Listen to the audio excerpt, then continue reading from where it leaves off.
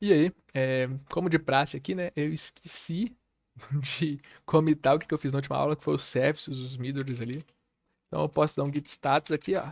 Git add, git commit, no Zen create. É, user serves and test serves. É basicamente isso que a gente fez na última aula, né? E o que a gente tem para fazer aqui agora? A gente tem que criar a nossa controller, né? As nossas duas controllers, que é a controller de Task Service e de User Service. Então vamos lá, ó. A gente pode vir aqui e agora começar a criar as controllers. Bom, eu já tenho o código delas aqui pronto. Deixa eu até pegar aqui, que é a nossa User Controller, User Controller.js e a nossa Task Controller.js. Vamos começar aqui pela User Controller. Deixa eu colocar o código aqui para explicar para vocês. Então, Ctrl S para sumir com os erros. E beleza. O que a gente tem aqui na nossa User Controller? A gente vai importar o IUP finalmente, que é para validar nossos dados, por exemplo. O usuário quer criar um usuário novo, tipo alguém quer entrar na aplicação e criar um usuário, e ele envia a criação do usuário lá, o front-end envia sem o username. Esse IUP vai falar, mano, não tá válido, manda outro objeto com o user. É basicamente isso, valida os dados que a gente está recebendo. Ah, eu quero buscar um usuário, só que não passou o ID. Aí o IUP serve para isso também. E aqui a nossa classe de appear para tratar os erros e o nosso user service que a gente acabou de criar lá na última aula com as funções que a gente já vai utilizar dela. Mas basicamente a primeira que é o login, vai receber lá do front-end a request e a gente vai ter também a response para a gente responder. E o que é o esquema aqui, ó? Esse aqui é o esquema que a gente vai utilizar do lado do IUP, um object shape, que a gente valida aqui, ó, user, ele é o user name que a gente recebeu dentro desse objeto que a gente recebeu do front-end, o username. Ele tem que ser um string, ou seja, a gente tem que receber um objeto string de no máximo 150 caracteres. Deixa eu até confirmar aqui, ó, user, deixa eu ver se está 150, ele está com 100 na verdade, então eu posso alterar aqui, no máximo 100 caracteres. Deixa eu ver aqui se tem mais algum lugar que está com 150. Ó. Vou alterar aqui para 100. Na verdade, eu posso pesquisar o 150, né? 150 não tem não. Então, beleza, era só essas duas coisas. No create aqui, né? No update a gente não deixa atualizar, então tá de boa. E o nosso ele é required, né? Então não pode faltar. E o password tem que ser uma string também, no mínimo 8 caracteres, e ele é um campo required. Não importa se o cara passar, eu sei que é 64, colocar um max aqui 64, não, o cara pode passar 1 milhão de caracteres. Mas vai transformar aquele bcrypt nosso, 64, ele vai transformar qualquer coisa que passar em uma string de 64 caracteres. Então o password é de boa. E a gente já criou o esquema de validação aqui, a gente só faz um try aqui para tentar validar. Se validar e passar, de acordo com o body da requisição, o usuário passou esses dados no username e password no body, se funcionar, beleza, vai para a parte de baixo aqui. Se não, pega o erro e cria um novo app error, que é aquele 422, ele vai gerar esse errozinho aqui que a gente criou, falando, ó, tá com erro validation erro, que é validation erro, e vai passar os erros. E caso contrário, vai pegar o username e o password do request body que ele mandou, gerar um user service e receber o user ID e o token do userservice.login, que é o que a gente está retornando aqui, ó. Vem aqui embaixo, a gente retorna o user ID e o token. A gente pega aqui ó, o user ID e o token. E retorna para o front-end, status 200 e o user ID e o token. O create, a gente recebe o username e o password, faz as mesmas validações aqui, coloca para validar, faz um try no validate que a gente criou aqui no esquema, pega, passou, beleza. Então pega os dados lá do body, manda para o create lá e pega o user que retornou aqui, que na verdade é só um user ID. A gente retorna só o ID aqui. Eu poderia até colocar o user ID aqui, mas eu coloquei o user mesmo. Status 201 que foi criado. E aqui no find, eu posso pegar buscar o ID do usuário do request.params.id, que eu quero buscar o usuário de um ID. Mas nesse caso aqui, o find só vai retornar eu mesmo. Que esse request.userid está vindo aonde? Está vindo desse middleware nosso aqui, ó. Que a gente, quando ele faz o verify token, a gente coloca no request.userid o ID do usuário desse token, ou seja, essa função aqui só pode ser chamada por um usuário logado, depois de ter passado por essa função de login. O create pode ser chamado sem login. O update, você fica pensando, como é que eu vou verificar esse dado primeiro? Não tinha que chamar essa função aqui primeiro, verify token? A gente vai chamar, mas já que é o middle, a gente chama lá nas rotas que a gente não criou ainda, no finalzinho dessa aula. Mas beleza. A gente faz o update aqui, valida só o password e o old password, que tem que existir esses dois campos aqui. E aí valida, e se caso funcionou, a gente pega esses dados do body, pega o user ID, que a gente definiu no middleware também, e manda para o nosso user service aqui para fazer o update do usuário e retorna 200 com o dado do usuário se ele precisar. E esse aqui é o nosso user service, user controller, né? E agora a gente vai fazer o task controller. O task controller é basicamente a mesma coisa, só tem a parte de listagem e delete a mais, né? Na aplicação nossa a gente não vai fazer um delete para o usuário, se quiserem fazer depois pode fazer. É basicamente o mesmo delete aqui, só que vai ter que tratar um possível errozinho de tentei deletar um usuário que tem task. Então vai dar um problema no banco de dados falando, esse usuário está relacionado com uma foreign key lá da task. Então é um pouquinho mais complicado de deletar. Mas tem como forçar para deletar os dois ao mesmo tempo. Mas beleza, aqui na Task Controller a gente vai fazer as mesmas validações do Create, que a gente precisa da description só, valida, pega a description lá, se ele mandou ela certinha, e manda criar a description para esse usuário aqui que já está logado. Todas as funções aqui o usuário tem que estar logado. O find, eu vou ter que pegar o ID dele, vai vir em parâmetro, e aí eu valido aqui, se ele mandou um ID como parâmetro. Caso mandou, eu só mando lá pro task service, eu quero buscar essa task desse ID aqui, viu, gente? Aí ele retorna aqui um 200 e a task. Caso contrário, dá um 404 lá, né? O update, quero atualizar só a descrição. Aqui tem que passar também, eu quero update de uma task 1, por exemplo. Então tem que passar nos parâmetros também. Como pode ver aqui, a gente faz essas duas validações. A gente valida o body, que o body tem que ter o description. E valida o parâmetro também. Tem que ter o quê? Tem que ter o ID da task. Por isso que a gente faz duas validações aqui no update. E aí, se tem os dois dados, a gente captura o ID e a description, o ID da task que a gente quer atualizar e a description nova, e manda atualizar a nossa função de update. Caso funcionar, 200 e retorna a task. O delete, a gente só recebe o ID como parâmetro, então a gente verifica os parâmetros aqui com essa função. E aí, se funcionou, a gente pega o request parameters, a gente pega o ID dela e fala lá, deleta esse ID, essa task ID desse usuário aqui.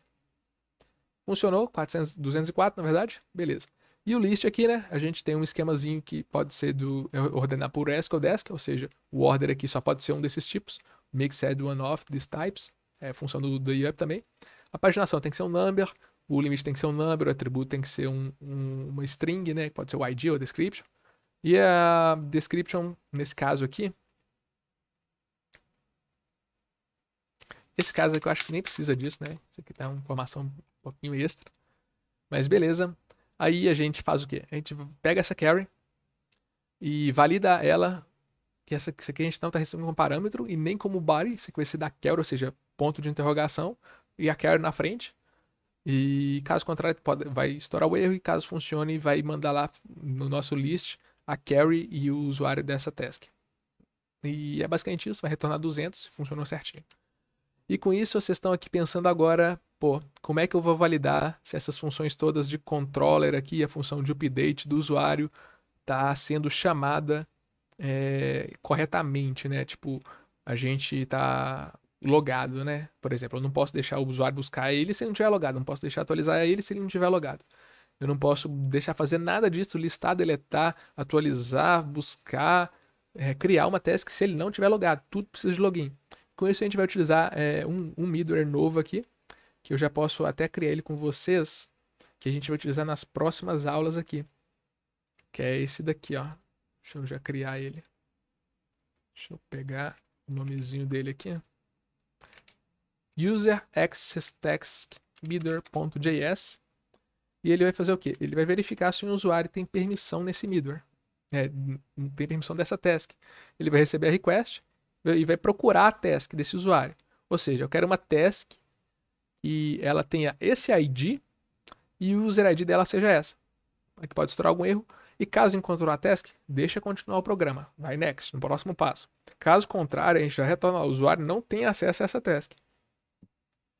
Desculpa, mas por exemplo, como que eu posso dizer? Ele buscou um ID de uma task E esse ID, o user ID dessa task também tem que ser o do usuário que está sendo passado. Se for, funcionou belezinha. Lembrando que essa verify task permission tem que ser chamada depois dessa daqui, ó, verify token. Senão pode ser burlada, né? Esse é um aviso muito bom. Isso aqui a gente vai utilizar no quê? Nas rotas, que é uma função que eu vou criar aqui agora com vocês. É uma classe de funções que é o seguinte. A gente vai ter que criar aqui ó, no app routes. E a gente pode criar a user routes.js e a task routes.js. E aqui é bem simples, a gente só vai estar criando as rotas e chamando o controller e seus middles. Aqui, ó, vamos criar de usuário primeiro aqui, ó. A de usuário tem o quê? Ela importa do Express um sistema de rotas, inicia as rotas aqui, estão vazias, né? E importa o nosso middle de autenticação e a nosso user controller. Para post, ou seja, para o login aqui de post de login, ou seja, eu quero fazer login, eu só mando para controller lá no login. Não preciso de autenticação, não preciso de verificar nada. Para post de criar um usuário, ou seja, eu não preciso de estar autenticado, então deixa eu seguir sem verificar nada. Mas para buscar eu mesmo, eu quero dar um get em mim, ou seja, eu vou chamar a função de find, que é a que a gente acabou de criar no controller. Eu preciso verificar o token primeiro. Então vai ter que cair no nosso middle, ou seja, está no meio do caminho. Antes de chamar o find, cai nesse token primeiro, verifica o token, por isso chama middle, está no meio do caminho, está verificando uma coisa no meio do caminho, fazendo um trabalho no meio do caminho. O put ele vai fazer o quê? Vai atualizar um dado no usuário, ou seja, a gente tem que estar logado para deixar atualizar o dado do usuário, não pode deixar atualizar o dado de qualquer usuário. Então a gente coloca o middleware verificando o token também, que é aquela função que o usuário passa o token aqui que a gente fez na aula de services. E é basicamente isso as rotas de usuário. E a gente também tem as rotas das tasks, né? Que a gente vai precisar de verificar mais coisas. Que é o quê? A gente tem que verificar se está autenticado também. E além disso, a gente tem que verificar se a task que está sendo buscada é do usuário que está atualmente logado.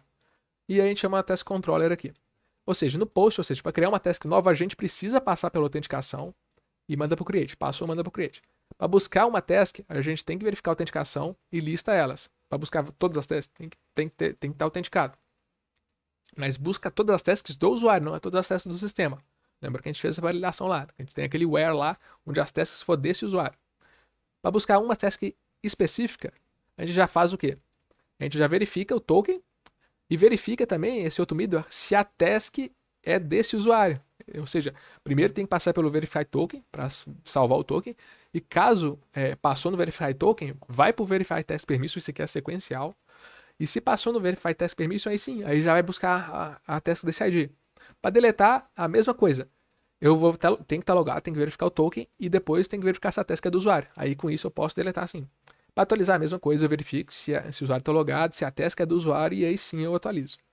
E é basicamente isso de rotas. Ela não está sendo. As rotas ainda não estão ativas, a gente vai ter que criar um outro arquivo aqui. A gente pode criar o. Vamos colocar index aqui, pode ser index mesmo, né? Se não me engano, eu estou usando index. E aí essa index faz o quê? Essa index vai criar as rotas do Express, vai importar esses dois arquivos de rotas que a gente acabou de criar aqui e vai fazer um merge dos dois, ou seja, sempre quando chamar barra user, como vocês podem ver aqui no user, a gente não colocou nenhum barra user aqui. Tudo que for do user está no barra user e tudo que for do routes está no barra routes, ou seja, aqui barra user barra login vai cair aqui, ó, vai cair nessa. Por isso que a gente não precisa deixar essa barra login aqui de duas coisas, ó. Então posso tirar aqui. E a task, mesma coisa, task barra um ID dela. Vai cair na task ID aqui dela. E dependendo do tipo, né? Que aqui a gente está fazendo um delete, o método delete, né? Então vai chamar a função delete, o método put chama a função de update. E é basicamente isso. E com isso a gente finalmente consegue vir aqui na nosso index, descomentar essas rotas que a gente está importando, que agora elas existem, e utilizar elas, ou seja, tudo que vier depois de API, a gente tem essas rotas de barra user, barra task, ou seja, a gente tem que chamar barra API, barra user, barra login, se a gente quiser chamar, se a gente quiser fazer login. Barra task, barra API, barra task, barra alguma coisa, barra 1, ou seja, eu vou estar buscando a task de D1 na API. E com isso a gente já criou a controller de tudo, todas as controllers e os middlers necessários para acessarem elas. E ativou as rotas, né? Então tá um monte de dados aqui agora. Não clear aqui. Mas vamos fazer um git npm run start, que na última aula a gente não fez. Vamos fazer nessa daqui, para ver se está funcionando certinho, para ver se deu algum erro, que a gente acabou de comentar uma coisa no index aqui, né? Então, isso aqui pode dar erro, se a gente não rodar, né? A gente vai ver se os services estão com algum problema, se os middleware estão com algum problema. Mas eu acredito que vai conectar certinho, ó. Não deu nenhum erro de compilação aqui, compilação entre aspas, né? JavaScript. E beleza. Na próxima aula eu já vou ensinar como que a gente utiliza o Postman para acessar essas rotas tudo aqui. Eu já criei um Postman automatizado que vai ser uma belezinha. Desculpa aí de novo por essa aula grande, ó, já está com 15 minutos também. Tentei explicar o mais rápido possível. Se quiser, volta aí, ou se achou que eu explico uma coisa mal, fala aqui nos comentários que eu posso explicar de novo. Lembrando que eu estou considerando que vocês conhecem JavaScript, então essas coisas básicas aqui de try catch, de montar um objeto, é coisa que eu considero já básica do JavaScript. Instanciar um objeto e chamar uma função dele, eu também considero coisa básica, viu, gente? Criar uma função assíncrona recebendo duas coisas aqui nela, né? No caso, uma coisa mais específica é request e response, já considero coisa mais bem simples também, criar uma função no JavaScript, né? Uma coisa básica na linguagem é saber criar uma função. Então, se ficar uma coisa complicada é porque eu passei muito por alto mesmo. Então, vocês podem comentar aí. Então, eu vou dar um git status aqui, ó, um git add, git commit, -m, create controllers and routes. Beleza. Um git push. Na próxima aula a gente vai fazer os testes lá com o Postman. Depois a gente coloca essa aplicação dentro do Docker. E se tudo der certo, a gente já coloca um front-endzinho básico, liso, só para a gente ver essa aplicação funcionando. Que não é o foco back-end, aqui é o foco back-end, né? Não é o foco front-end, não. Só vou mostrar o front-end para vocês verem como é que utiliza essa API numa aplicação, numa front-end, né? E é isso aí, gente. Valeu.